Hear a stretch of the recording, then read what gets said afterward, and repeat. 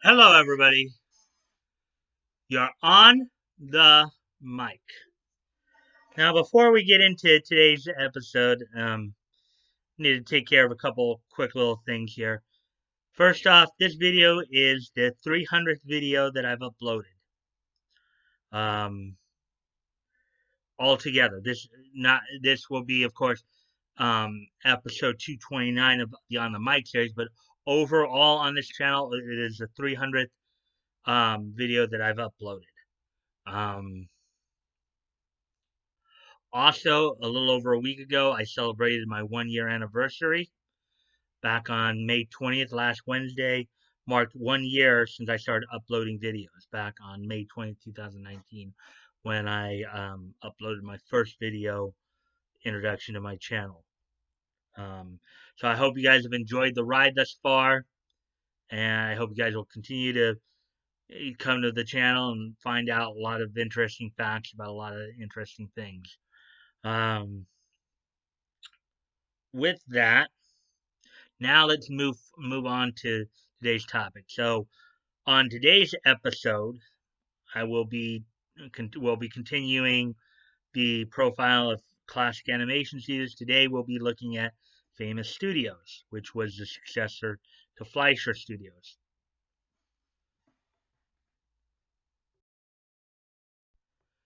Famous Studios, of course, was known in part for taking over the production of, you know, the Popeye, the Sailor cartoons, as well as the Superman cartoons and Scream songs, which were started by Fleischer Studios. Popeye theatrical shorts running all the way up through 1957, um, and Superman, doing one more year before they stopped producing those. Aside from those, of course, Famous would also later on throughout the 50s and 60s would have would create a number of characters that would become known as Harvey Comics, including Casper the Friendly Ghost, Little Audrey, um, Baby Huey, Herman and Catnip, Mohair and Tommy Tortoise, um, which were later repackaged as a Harvey Toon show. Also, they did the Technicolor, basically the color Popeye cartoons of the 60s as well. So, um, ones that were done by um, Associate Artists Productions, AAP. Um, with all that being said, let's get started and start taking a look at the history at Famous Studios here, and let's see what we can learn about them. So, Famous Studios, renamed Paramount Cartoon Studios in 1957, was the first animation division of the film studio Paramount Pictures from 1942 to 1967. Famous was founded as a successor company to Fleischer Studios after Paramount seized control of the aforementioned studio and ousted its founders, Max and Dave Fleischer, in 1941. The studio's productions included three series started by the Fleischers: Popeye the Sailor, Superman, and Scream songs, as well as Little Audrey, Little Lulu, Casper the Friendly Ghost, Honey Half-Witch, Herman and Catnip, Baby Huey, and the anthology Novel Tune series. The Famous name was previously used as Famous Players Film Company, one of several companies which in 1912 became Famous Players Lasky Corporation, the company which founded Paramount Pictures. Paramount's music publishing branch, um, which held the rights to all of the original music in the Fleischer Famous cartoons, was named Famous Music, and a movie theater chain in Canada owned by Paramount was called Famous Players.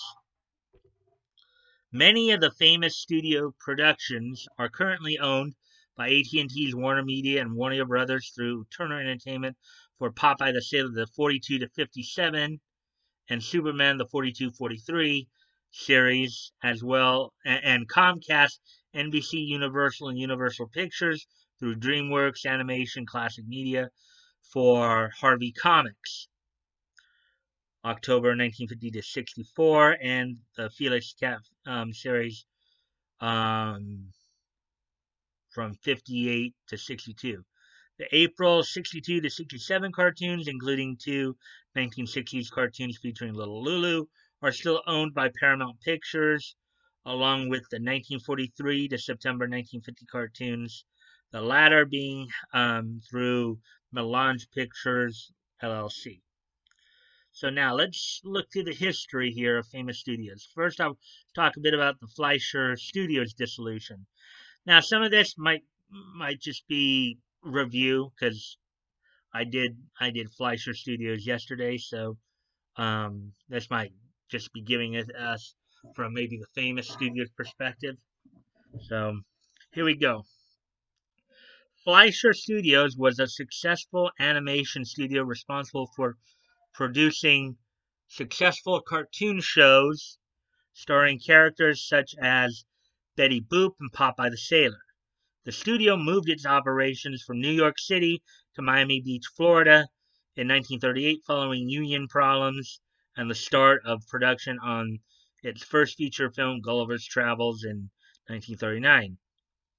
While Gulliver was a success, the expense of the move and the increased overhead costs created financial problems for the Fleischer Studios. The studio depended upon advances and loans from its distributor, Paramount Pictures, in order to continue production on its short subjects and to begin work on a second feature, Mr. Bug Goes to Town, which, as I mentioned, Mr. Bug Goes to Town was initially meant for a Christmas 1941 release. Eventually was released in February 1942. So, compounding the problems the studio was facing was the fact that the studio's co-founders, brothers Max and Dave Fleischer, were becoming increasingly estranged and by this time were no longer speaking to each other due to personal and professional disputes. On May 25, 1941, Paramount assumed full ownership of Fleischer Studios and had the Fleischer brothers submit signed letters of resignation to be used at Paramount's discretion. Following the unsuccessful release of Mr. Bug in December 1941, Max Fleischer, no longer able to cooperate with Dave, sent Paramount a telegram expressing such. Paramount responded by producing the letters of resignation, severing the Fleischer brothers from control of the studio. Paramount renamed the studio Famous Studios. Although they had ownership of the company, it remained a separate entity. 3 top Fleischer employees were promoted to run the animation studio. Business manager Sam Buchwald, storyboard artist Isidore Sparber, and Max Fleischer's son-in-law, the head animator Seymour Needle. Buchwald assumed Max Fleischer's place as executive producer, while Sparber and Needle shared Dave Fleischer's former responsibilities as supervising producers and credited directors. So, in short, Buchwald was the business guy, and Sparber and Needle were more or less the creative guys. That's basically how you would sum all that up. A third animation director, Dan Gordon, remained only briefly before being fired shortly after the move to New York. Although the Fleischers left the studio at the end of 1941, Famous Studios was not officially incorporated until May 25, 1942, after Paramount's contract with Fleischer Studios had formally run its course. So 1 year after they had assumed control, exactly 1 year exactly after they assumed full control of Famous Studios.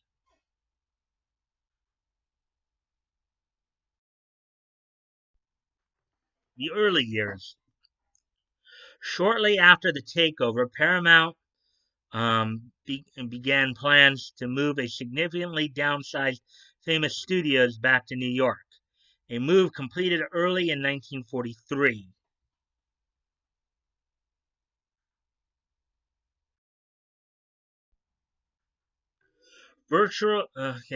Virtually all of the famous staff, from voice artist storyman Jack Mercer, voice actress Mae Quetzel, and storyman Carl Meyer, to animators such as Myron Waldman, David Tendlar, Thomas Johnson, Nicholas Corfuri, and Al Eugster, were holdovers from the Fleischer era.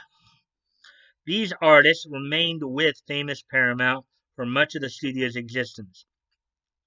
As at Fleischer's, the head animators carried out the tasks that were assigned to animation directors at other studios, while the credited directors, Needle, Sparber, Gordon, and Disney Terry Toons veteran Bill Tytla, acted more as supervisors. Sammy Timberg served as musical director until he was replaced in 1946 by Winston Sharples, who formerly worked with the Van Buren Studios.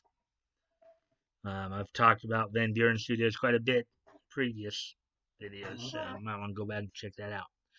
Um, Continuing series from the Fleischer period included Popeye the Sailor and Superman, both licensed from popular comics characters. The expensive Superman cartoons, having lost their novelty value with exhibitors, ended production in 1943, a year after Famous inception. They were replaced by a series starring Saturday Evening Post comic strip character Little Lulu. Also in 1943, Famous began producing the formerly black and white Popeye cartoons in Technicolor, and began a new series of one-shot cartoons under the umbrella title Novel Tunes, similar in respect to the Color Classic series from the Fleischer Studios, and also Looney Tunes and Merry Melodies from the series from Warner Brothers. So basically, Novel Tunes was, Famous Studios' version of the anthology type cartoon that were made famous to other like Color Classics from Fleischer and the Looney Tunes and Merry Melodies from Warner Brothers.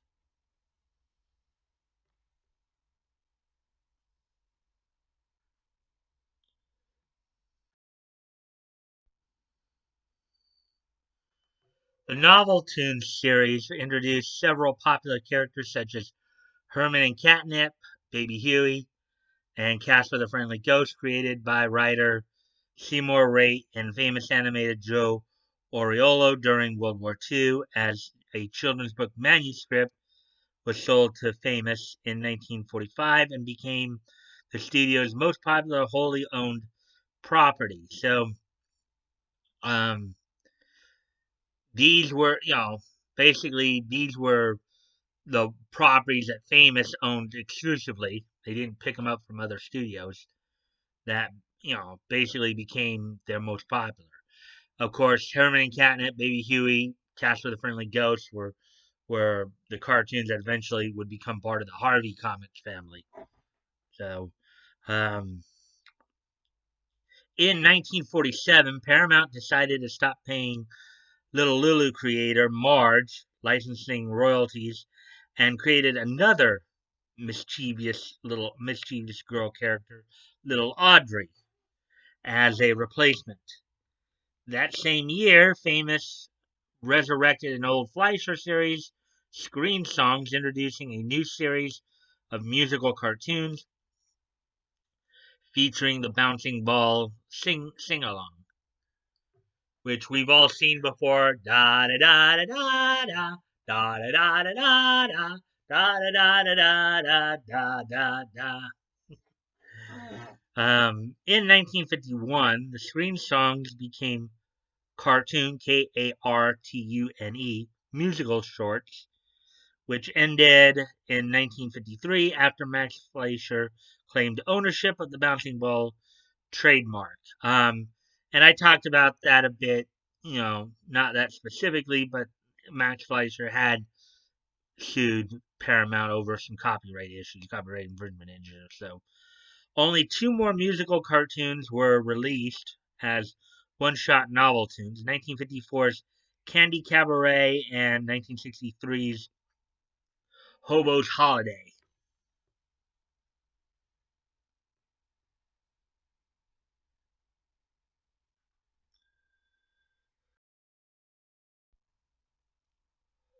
Although the studio still carried much of the staff from the previous regime, animation fans and historians note that its film soon diverged from the previous style.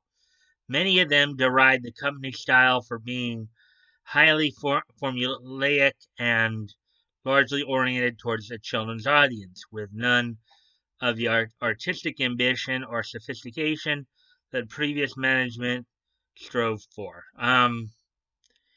Yeah, I mean, to a certain point, some of that was due to the Hays Code.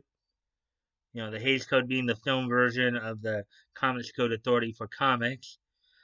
Also, this was not necessarily a bad thing because this would make these cartoons even more suitable for television as that medium would come about soon, become more of a power within the next few years after this. Throughout the 50s, 60s, and 70s, in particular, syndication and all that. Okay, later period and sales of cartoon libraries. Sam Buckwald died of a heart attack in 1951. Seymour Needle and Isidore Sparber became the production heads of the studio shortly afterward, and Dave Tenlar was promoted to director in 1953.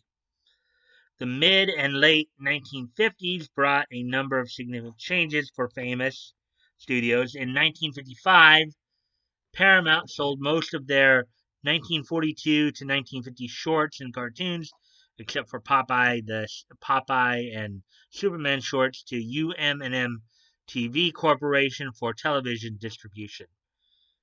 The Popeye cartoons were acquired by Associated Artists Productions, and the Superman cartoons had already reverted to Superman's owners, National Comics, after the studio's film rights to the character had expired. National Comics are sometimes also referred to as National Publishing. Um, is now today known as DC Comics. So, um, in 1942, Paramount Cartoon Studios was downsized and reorganized. Um, reorganized. Paramount assumed full control of the studio, integrating it as a division named Famous Studios. Around the same time, Isidore Sparber was fired, leaving Seymour Needle alone in charge of um, of the studio. In addition, budget cutting became a huge problem for the studio at this time. The animation quality of the shorts started to drop severely, and by 1959, everything that the studio was turning out began to look bizarrely cheap and limited. Hmm. Paramount also ceased using Technicolor by this time in favor for cheaper color processes as well. The last famous cartoon short to use Technicolor was Catnip's Big Day, the finale of the Herman and Catnip cartoon series. Despite the studio submitting some of their shorts for Academy Awards considerations, um, none of them received a nomination.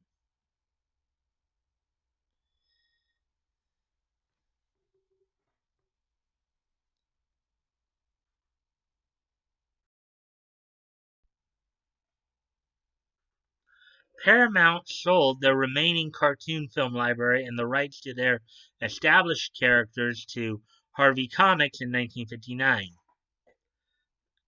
um, Casper, Little Audrey, Baby Huey, Herman and Catnip, Tom, Mohair and Tommy Tortoise, those characters. However, the final theatrical cartoon to have any of their established characters already acquired by Harvey Comics since was Turtle Scoop, featuring Tommy Tortoise and Mohair, both uncredited and redrawn, in 1961. Paramount's attempts at creating replacement characters, among them Jeepers and Creepers and the Cat, proved unsuccessful. Nonetheless, television animation production outsourced from King Features and Harvey Films brought the company additional income. Ironically, these arrangements had Paramount working on new television cartoons starring Casper, whom they had originally created, and Popeye and Little Lulu, characters they had previously licensed for theatrical cartoons. In the case of King Features, Popeye and King Features Trilogy TV cartoons, Paramount was one of several animation studios, among them Jack Kinney Productions and Rembrandt Films, to which King Features subcontracted production. The first of only two all-new Little Lulu cartoons after the character's 13-year hiatus off-screen, Alvin's Solo Flight, was released as part of the Noveltoon series in 1961, while 12 of the King Features trilogy cartoons starring characters such as Crazy Cat, Little Lulu, Beetle Bailey, and Snuffy Smith were released theatrically by Paramount in 1962 under the title Comic Kings. Seymour Needle died of a heart attack in 1964. Paramount brought in comic book veteran Howard Post to run the cartoon studio. Under Post's supervision, Paramount began new cartoon series and characters such as Swifty and Shorty and Honey Halfwish. The latter having originated from a modern Madcap series in the 1965 short Poor Little Witch Girl, and allowed comic strip artist Jack Mendelson to direct two well-received cartoons based upon children's imaginations and drawing styles, The Story of George Washington and A Leak in the Dike, both 1965. I wonder if A Leak in the Dike uh, is a play on the story of the kid who stuck his finger and plugged the hole of a dike. Or wonder if that is the one. But anyways,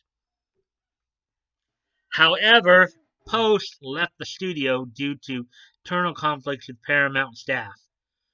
His replacement was Seamus Culhane, a veteran of the Fleischer Studios. Culhane completed a few films that Post started and then ignored the rule book and made films that were very different from the previous regime. In 1966, the studio subcontracted the Mighty Thor cartoons from Grantway Lawrence Animation, producers of the animated television series The Marvel Superheroes. I will be talking about Grantway Lawrence tomorrow on tomorrow's episode, so stay tuned for that. In 1967, Culhane directed another short based upon children's art, My Daddy the Astronaut, which became Paramount's first film to be shown at an animation festival. However, when Paramount's board of directors rejected the proposal to produce episodes for a second Grantway Lawrence series, Spider-Man, Culhane quit the studio and was succeeded by former Terry Toons animator Ralph Bakshi in mid-1967.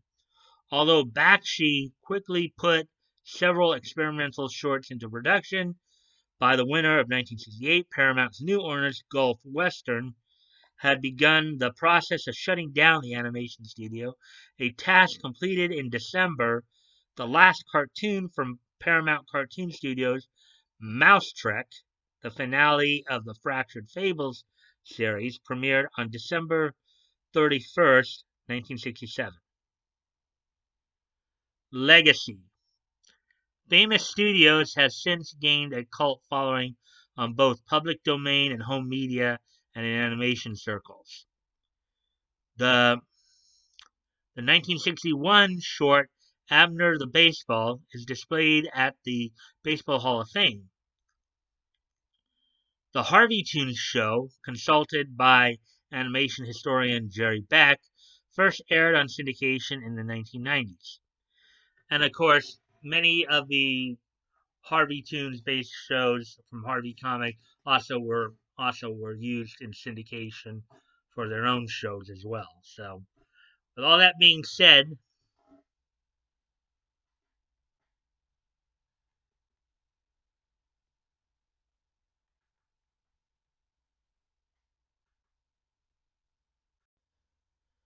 with that being done and said, now let's move to the next portion of the video, which is this day in Nietzsche history.